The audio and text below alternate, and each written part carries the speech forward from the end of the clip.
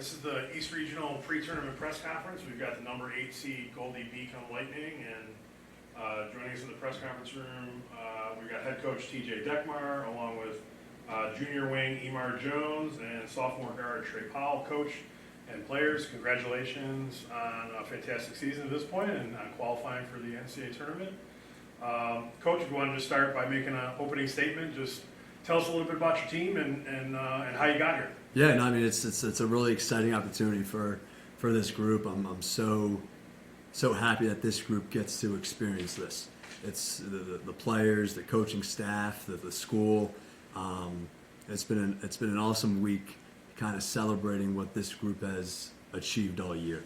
Obviously, it would have been great on Sunday to get that win and get that auto bid, but the fact that the committee was able to look at this group's overall work and the season that we've had and thought that we belonged in the top 8, it was more pride than anything. You know, Sunday would have brought a lot of joy, but getting that at-large bid and being surrounded by 7 other really good teams, it's a lot of pride, and I'm proud of this group and what we fought through all year. For Trey and Emar, just take us through the emotions of last weekend, right? You're playing in a conference tournament championship game and a chance to earn that automatic bid, like Coach said, first time in program history to go to the NCAA tournament, and you fall short. But then the committee rewards you for the full body of work that you did throughout the season. You know, just what was it like going through the emotions of that game, and then, you know, the lows of losing, and then the highs of learning that your season is going to continue? For me, I just feel like it was like mixed emotions. You know, obviously we wanted to get the win on Sunday and get the CAC championship, but we've been battle tested all year, so like I feel like we were built to play in the NCAA tournament, and I'm glad they allowed us to do that. So now we just here, ready to put our head down and work and see what we could do. I would like to piggyback on what Trey said. It was a lot of mixed emotions, but I feel like this is a second chance to really prove and fight for who we are as Goldey-Beacom, and this is a second chance to really do something special with this group. And you know, we've been through a lot of adversity, and let's keep going forward.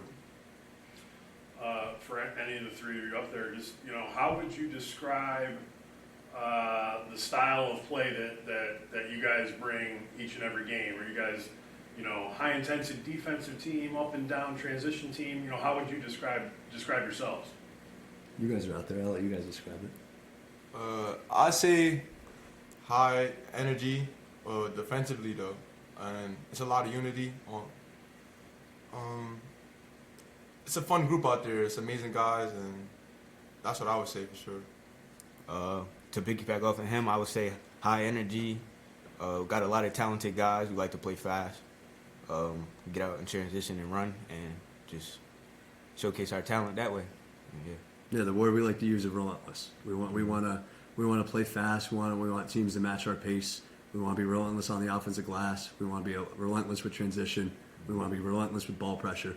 So when we show the fight every single night, we have a chance to beat anyone. And we got to fight harder tomorrow than we fought all year. And we need to be relentless. You're the highest scoring team to advance to this regional, and you're going to be facing the best defensive team, at least statistically speaking, in the regional. You know, what do you know about Damon, and you know, what kind of challenges are they going to possess for you guys tomorrow? Yeah, I mean, obviously they're unbelievably well coached, super talented basketball team. Defensively, like I said, they don't give up anything easy.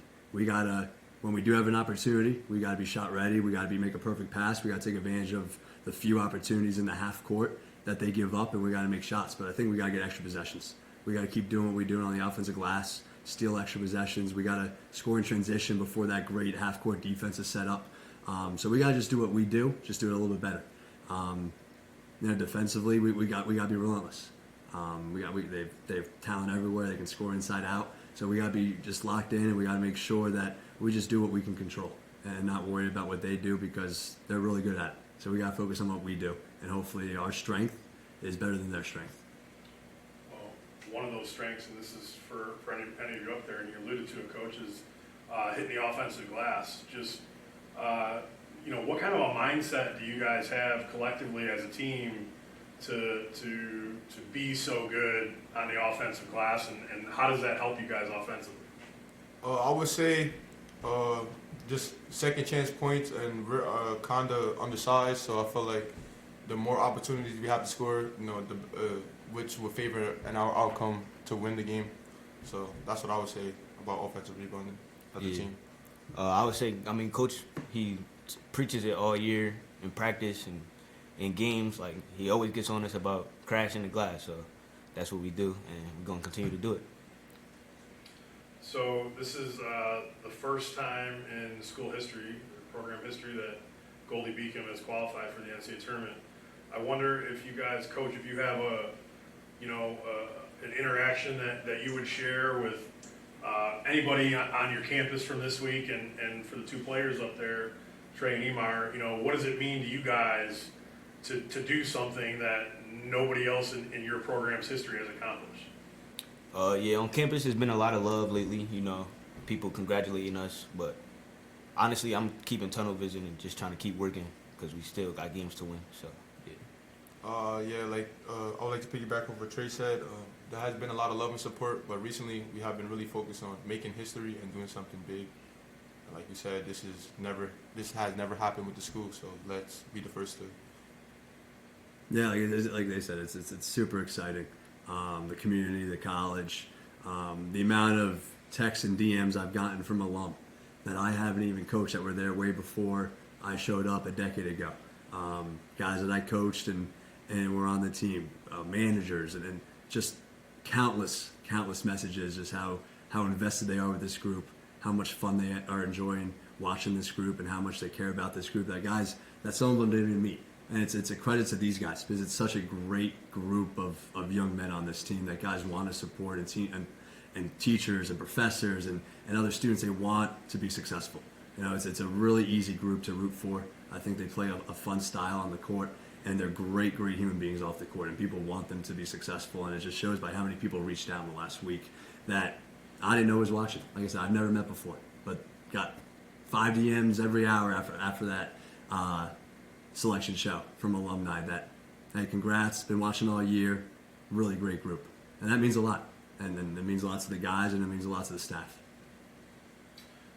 Last question, unless you got anything? I have some. Oh, sure, please do. Trey, you over the last 5 games have been averaging 25 points per game. And that's including, y'all's incredible run through the CACC tournament.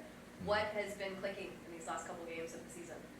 I just feel like the trust that my coaches have in me and my teammates to take shots. I've been a shot maker my whole life, so certain shots may not seem like a good one sometimes, but I feel like I work on it all the time, and it's just a testament to my work that I put in. So yeah. And Coach, you kind of alluded to it just now, but you've been around this program for 10 seasons, and what is it about this team that's different that has allowed you guys to be here in this moment? The amount of fight this group has, no adversity has slowed us down, and I think that started right from the beginning. We went a month, 20 straight practices where we didn't have 10 healthy guys. We had 8 guys that were playing 4-on-4, 3-on-3 for a month. We lost 2 rotational players in the beginning of the season out for the year.